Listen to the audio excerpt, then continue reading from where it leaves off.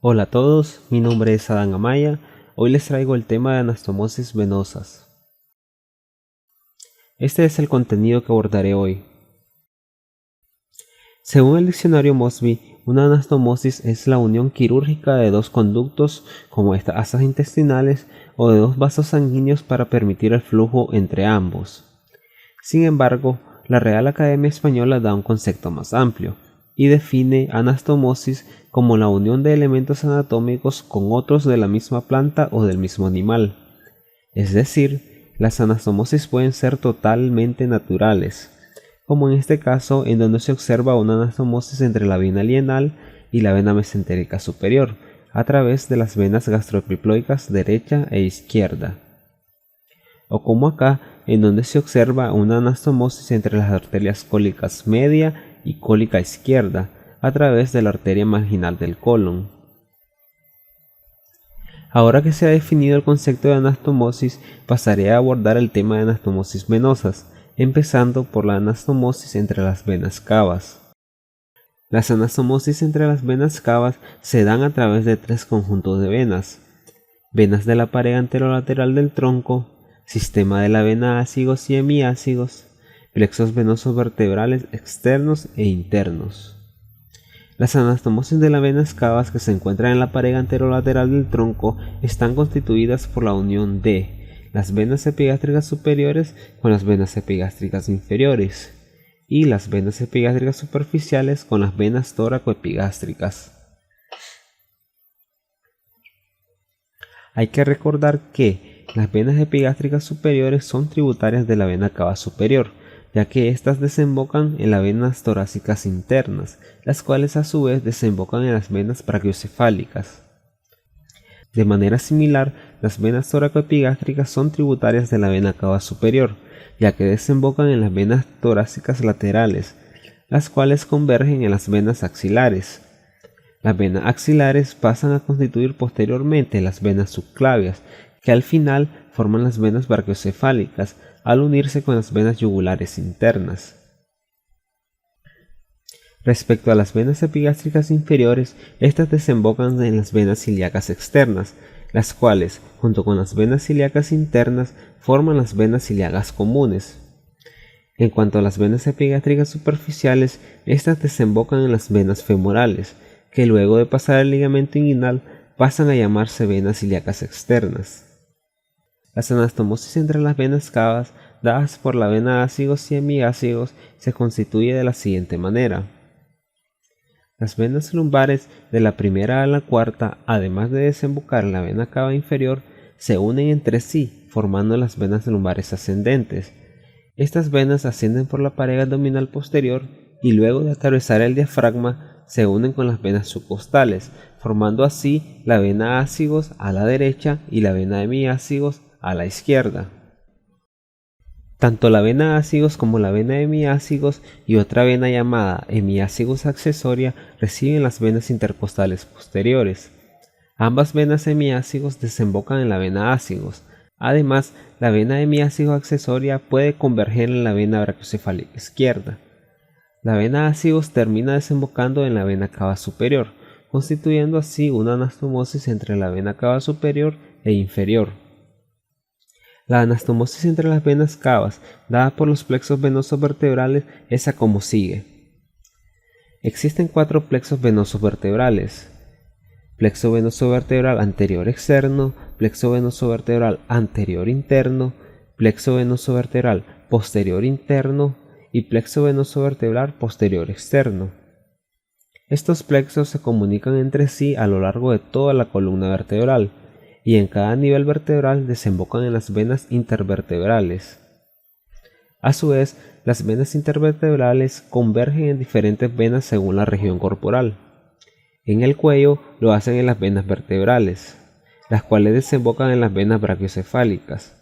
En el tórax, en las venas intercostales posteriores, las cuales convergen en las venas ácigos y hemiácigos. En el abdomen confluyen en las venas lumbares, las cuales desembocan en la vena cava inferior. Y en la pelvis lo hacen en las venas sacras laterales, las cuales desembocan en las venas ilíacas internas. Las venas cavas, además de tener anastomosis entre ellas, también tienen anastomosis con la vena porta. Estas anastomosis están formadas por las venas esofágicas, el plexo venoso rectal y las venas paraumbilicales. Las venas que drenan el esófago, además de desembocar en el sistema de la vena ácigos y hemiácigos, también lo hacen en la vena gástrica izquierda, a través de las ramas esofágicas de esta. La vena gástrica izquierda es afluente directa de la vena porta. El plexo venoso rectal o hemorroidal es dividido en dos, uno interno y otro externo, ambos comunicados entre sí.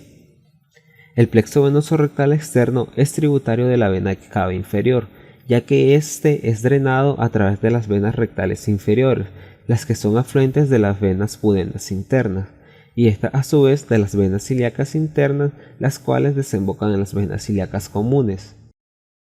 De manera similar es drenado el plexo venoso rectal interno a través de las venas rectales medias, que desembocan en las venas ilíacas internas. Sin embargo, el plexo venoso rectal interno también es tributario de la vena porta, ya que es drenado además por las venas rectales superiores, las cuales desembocan en la vena mesentérica inferior, afluente de la vena porta. La anastomosis entre las venas cavas y la vena porta, dada por las venas paraumbilicales, es diferente a las demás. Esto es porque, a diferencia de las demás anastomosis previamente vistas, estas venas comunican ambas venas cavas entre sí y también con la vena porta.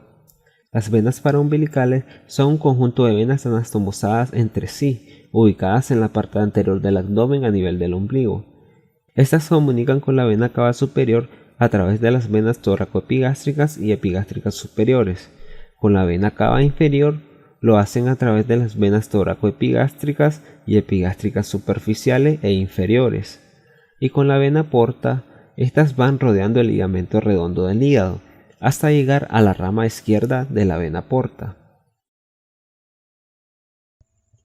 Para resumir, la anastomosis cava-cava de la pared anterolateral del tronco se da a través de la unión de las venas epigástricas superiores con las inferiores y a través de la unión de las venas tóraco-epigástricas con las venas epigástricas superficiales. Las venas epigástricas superiores desembocan en las venas torácicas internas, las cuales a su vez desembocan en las venas brachiocefálicas. Las venas brachiocefálicas son afluentes de la vena cava superior, la cual finaliza en la aurícula derecha. Las venas tóraco-epigástricas desembocan en las venas torácicas laterales, las cuales son afluentes de las venas axilares. Las venas axilares, ya denominándose como venas subclavias, desembocan en las venas brachiocefálicas. Las venas epigástricas inferiores son afluentes de las venas ilíacas externas. Igualmente lo son las venas epigástricas superficiales a través de las venas femorales. Las venas ilíacas externas, al confluir con las venas ilíacas internas, forman las venas ilíacas comunes, las cuales al unirse forman la vena cava inferior, que también finaliza en la aurícula derecha. Las anastomosis cava-cava dadas por el sistema de la vena ácigos es como sigue. En la región lumbar, las venas lumbares se anastomosan entre sí, formando las venas lumbares ascendentes. Estas venas emiten afluentes para la vena cava, pero también ascienden por la pared posterior del abdomen y al atravesar el diafragma se anastomosan con la vena ácigos a la derecha y con la vena hemiácigos a la izquierda. La vena ácigos desemboca en la vena cava superior. La vena hemiácigos desemboca en la vena ácigos, pero también lo puede hacer en la vena brachiocefálica izquierda. Por último, las venas cavas se anastomosan entre sí a través de los plexos vertebrales, los cuales recorren toda la columna vertebral. Estos plexos desembocan en varias venas intervertebrales, las cuales a su vez confluyen de superior a inferior en las venas vertebrales a nivel de la región cervical, las cuales finalizan en las venas brachiocefálicas, en las venas intercostales posteriores a nivel de la región torácica, las cuales desembocan en la vena ácigos y hemiácigos, en las venas lumbares en la región lumbar y en las venas sacras laterales en la región pélvica, las cuales son afluentes de las venas ilíacas internas. En cuanto a las anastomosis entre la vena porta y las venas cavas, estas se dan, primero, a través de las venas esofágicas, las cuales desembocan en la vena ácigos y hemiácigos, y en la vena porta por medio de la vena gástrica izquierda. Las venas ácigos y hemiácigos siguen a como se mencionó anteriormente. La vena porta finaliza en el hígado, del cual parten posteriormente las venas hepáticas, las que confluyen en la vena cava inferior. Segundo, a través de los plexos venosos rectales, externo e interno. El plexo venoso rectal externo es drenado por las venas rectales inferiores, las cuales desembocan en las venas pudendas internas, y estas a su vez en las venas ilíacas internas. Las venas ilíacas internas siguen como ya ha sido mencionado anteriormente. El plexo venoso rectal interno es drenado de manera similar a través de la vena rectal media, pero también es drenado por la vena rectal superior, la cual desemboca en la vena mesentérica inferior, afluente de la vena porta. Por último, ambas venas cavas se anastomosan con la vena porta a través de las venas paraumbilicales. Estas venas afluyen tanto en la vena porta como en las venas de la pared anterior del abdomen, es decir, venas epigástricas inferiores y superiores, venas torácicas laterales y venas toracoepigástricas.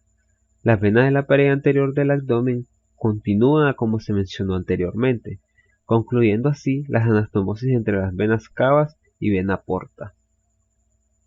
Espero les haya sido de utilidad este video.